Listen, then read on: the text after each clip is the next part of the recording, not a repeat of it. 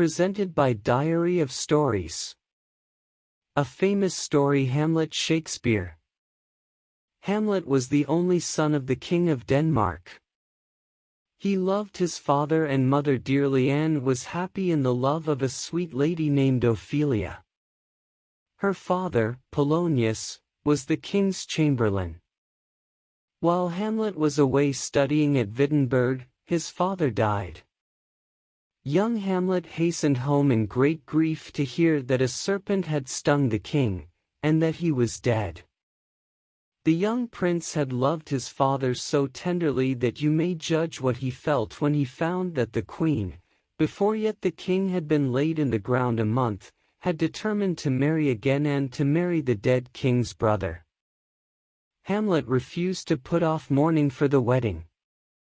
"It is not only the black I wear on my body," he said, "that proves my loss.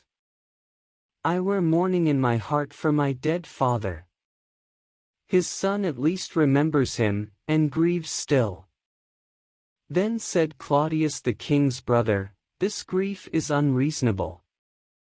Of course you must sorrow at the loss of your father, but—" "Ah," said Hamlet, bitterly, "I cannot in one little month forget those I love." With that the queen and Claudius left him, to make merry over their wedding, forgetting the poor good king who had been so kind to them both.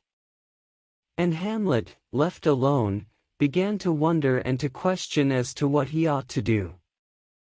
For he could not believe the story about the snake bite. It seemed to him all too plain that the wicked Claudius had killed the king, so as to get the crown and marry the queen. Yet he had no proof, and could not accuse Claudius.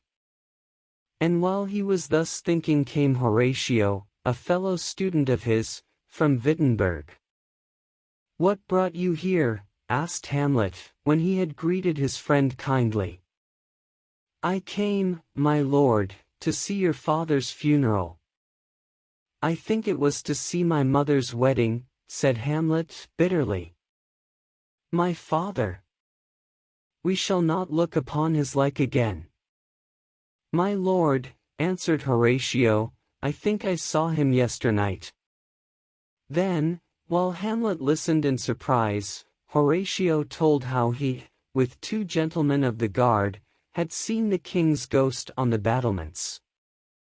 Hamlet went that night, and true enough, at midnight, the ghost of the king, in the armor he had been wont to wear, appeared on the battlements in the chill moonlight.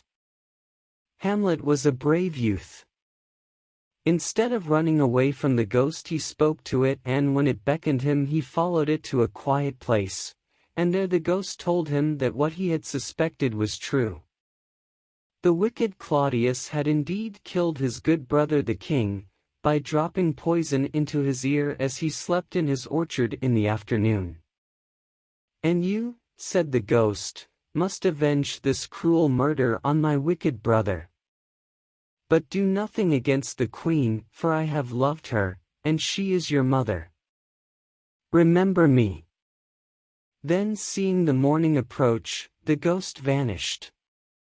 "Now," said Hamlet, "there is nothing left but revenge. Remember thee, I will remember nothing else. Books, pleasure, youth, let all go, and your commands alone live on my brain." So when his friends came back he made them swear to keep the secret of the ghost, and then went in from the battlements, now grey with mingled dawn and moonlight, to think how he might best avenge his murdered father. The shock of seeing and hearing his father's ghost made him feel almost mad, and for fear that his uncle might notice that he was not himself, he determined to hide his mad longing for revenge under a pretended madness in other matters.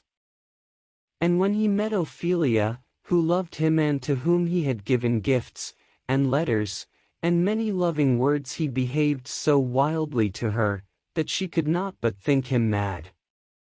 For she loved him so that she could not believe he would be as cruel as this, unless he were quite mad.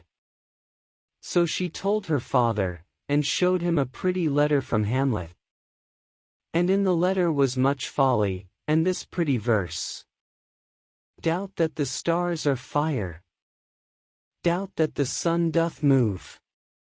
Doubt truth to be a liar. But never doubt I love. And from that time everyone believed that the cause of Hamlet's supposed madness was love. Poor Hamlet was very unhappy. He longed to obey his father's ghost, and yet he was too gentle and kindly to wish to kill another man, even his father's murderer. And sometimes he wondered whether, after all, the ghost spoke truly. Just at this time some actors came to the court, and Hamlet ordered them to perform a certain play before the king and queen. Now, this play was the story of a man who had been murdered in his garden by a near relation, who afterwards married the dead man's wife.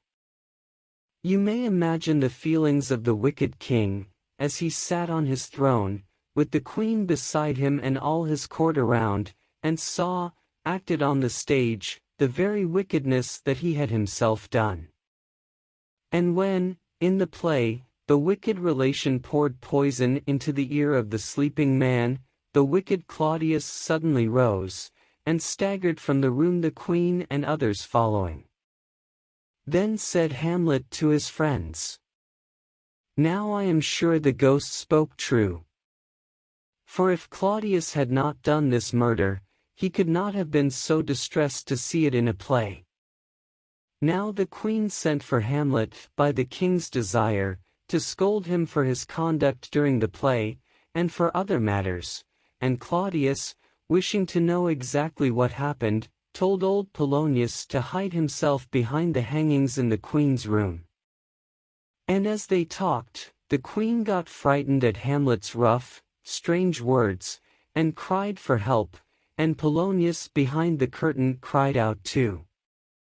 Hamlet, thinking it was the king who was hidden there, thrust with his sword at the hangings, and killed, not the king, but poor old Polonius.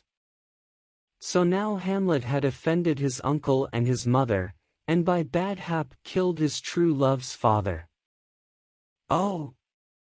What a rash and bloody deed is this," cried the queen. And Hamlet answered bitterly, "Almost as bad as to kill a king, and marry his brother." Then Hamlet told the queen plainly all his thoughts and how he knew of the murder, and begged her, at least, to have no more friendship or kindness of the base Claudius, who had killed the good king. And as they spoke, the king's ghost again appeared before Hamlet, but the queen could not see it.